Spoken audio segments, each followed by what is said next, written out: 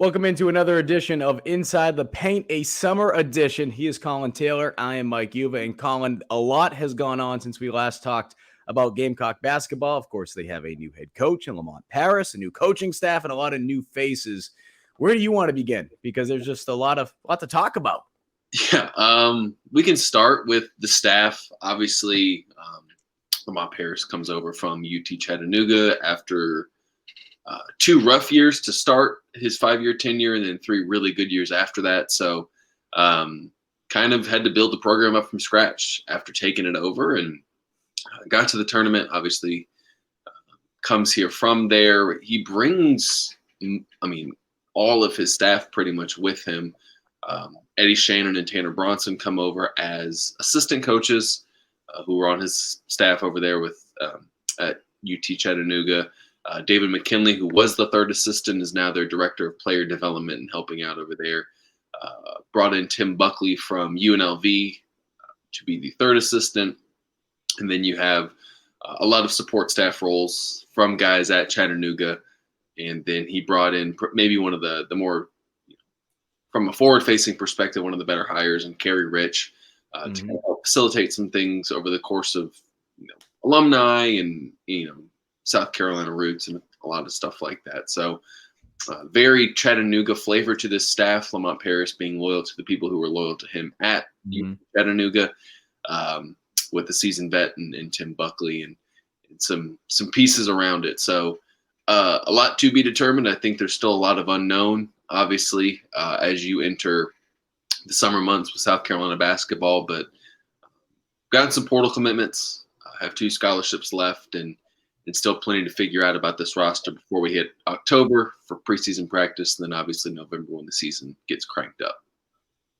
What do you make of the makeup of this roster right now? Because certainly coming in as a new coach, you're going to be behind the 8 ball. We knew that going into it. Not just him, but any coach that goes into a situation like this. And you look at the makeup of the SEC, there's a handful of coaches that are going through the same challenges. The only difference is some of those guys do have Power 5 background of coaching a little bit. And Lamont right now is trying to play catch up.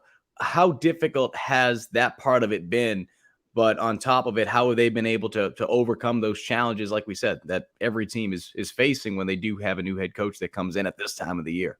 Yeah, and I might argue that it was a little bit tougher for, Lamont Paris coming in, because not only was he losing so much from you lose James Reese, you lose AJ Wilson, but all SEC or all freshman team player Devin Carter transfers, Jermaine Couisnard transfers, Eric Stevenson transfers, Keyshawn Bryant transfers, and some others. But you lose, nearly every single bit of your production last season when you look at points, field goals made, rebounds, assists, a lot of those veteran pieces that, that a coach, whether whoever was hired, a coach would build on, they just weren't there. So you're having to kind of build that from scratch if you're Lamont Paris and that staff. And that's tough to do. And they've added some portal pieces, a good maybe mix of high upside versus experienced mid-major players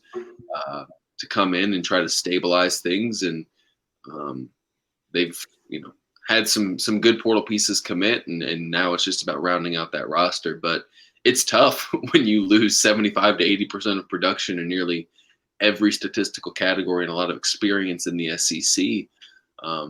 That's really tough. And you got to hope that the portal guys you're bringing in, whether it is those younger pieces or those veterans who have played maybe not at the high major level, you hope that they can come in and kind of hit the ground running and give you a solid base to build on in year one.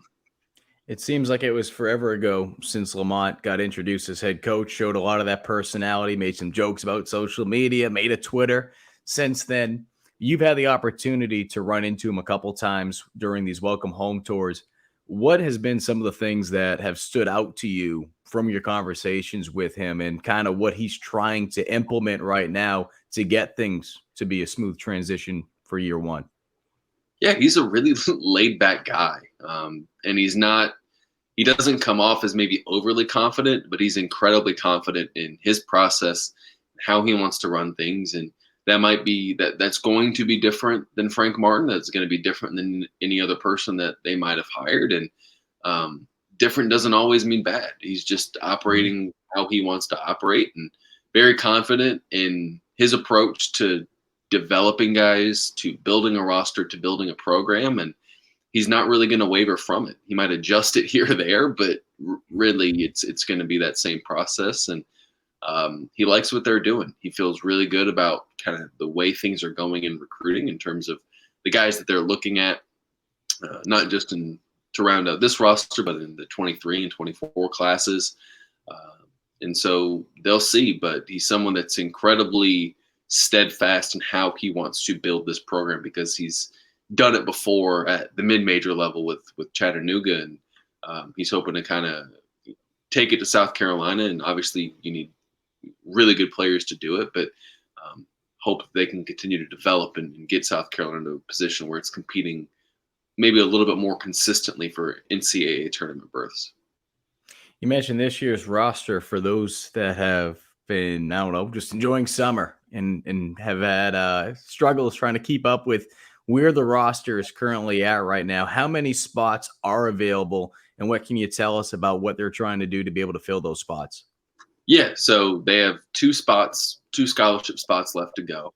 They brought in, I believe, 4 transfers as it sits right now, and 2 freshmen. So your 2 freshmen are Zach Davis, an in-state kid, point guard, 6'8", really good passer, ability to get to the rim, and then a wing in Daniel Sanford, who is more defensive-minded, rebound-oriented early in his career at least, and then you have 2 mid-major guys who have been incredibly productive there, and Ibrahim Adiba, I believe is how you say his name, out of Coastal, who averaged over 5 assists per game last year. Hayden Brown, who averaged nearly a double-double at the Citadel, and then some high upside Big Ten guards or Big Ten players, and Ohio State's Michi Johnson, who kind of had an up and down year and a half or so at Ohio State, and then Benjamin Bosmans Verdonk, I believe is how you say his name, and Hmm.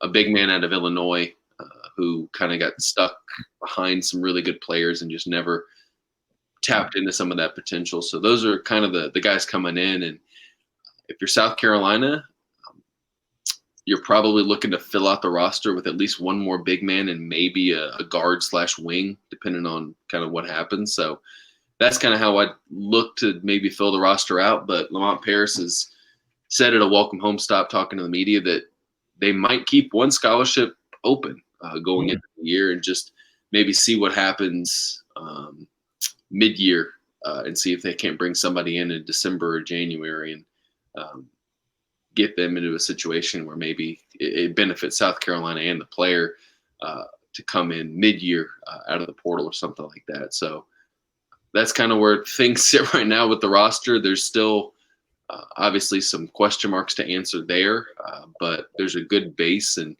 South Carolina hopes obviously that it can get to a spot where it's competing to make a statement in year one and win a lot of games. And you bring that up, talking about the transfer portal. It's one of those things as we continue to see it grow in comparison to where it was in the past.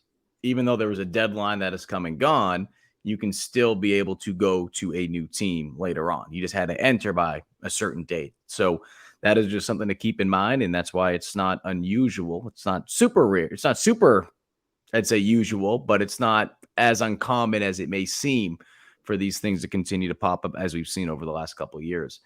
Collyn, you've been on campus with some of these team camps. You've had an opportunity to see Lamont and this coaching staff kind of, get acclimated with getting to know some of the other players from this area and around it, as well as some of the coaches. What can you tell us about some of the things you've noticed when you do go to some of these team camps?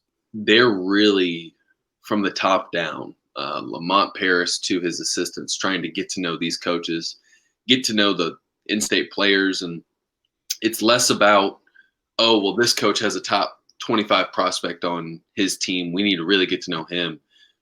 They're really just trying to develop relationships with everybody. Mm-hmm.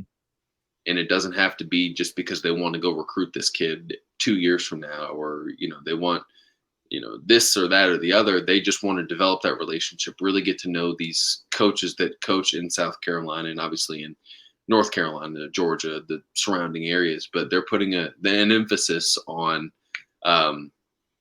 really getting to know South Carolina's in-state talent and in-state coaches. And they're watching games at the team camp. They were watching games without really maybe a high major player on it, just to be visible. At a recruiting event this week in South Carolina, they were in the gym from the time the first game started until the time the last game ended, just watching games and being visible, which is something that's so important as the flagship university. That coaching staff needs to be incredibly visible, and they've really kind of taken that to heart. And will it pay dividends in terms of recruiting? I'm not sure, but I think it's the right thing to do if you're Lamont Paris in South Carolina, because you do have to be visible from not just Lamont Paris, but from the assistant coaches too. And they've really strived to try and do that. These last 2 or 3 weeks of the live periods have started, and they've been able to evaluate some high school talent. And I know we've mentioned it a couple times. You just mentioned it, recruiting. Let's end it on that note. What can you tell us about the direction that South Carolina is headed in right now with some of the players that they have been speaking to? Doesn't necessarily not have to be for this class, but it could be for the next class and some of the local guys that potentially USC could be growing towards. Yeah, the two. I mean, the big one in the 2023 class is Jordan Butler, someone who's, incredibly talented, a big man who can really. When they say stretch big, he's a stretch big. He can shoot. He can rebound. He can protect at the rim. He can alter shots, and he's been their priority from day one since Lamont Paris took the job. And Butler told me at the recruiting event he hears from Lamont Paris daily, pretty much.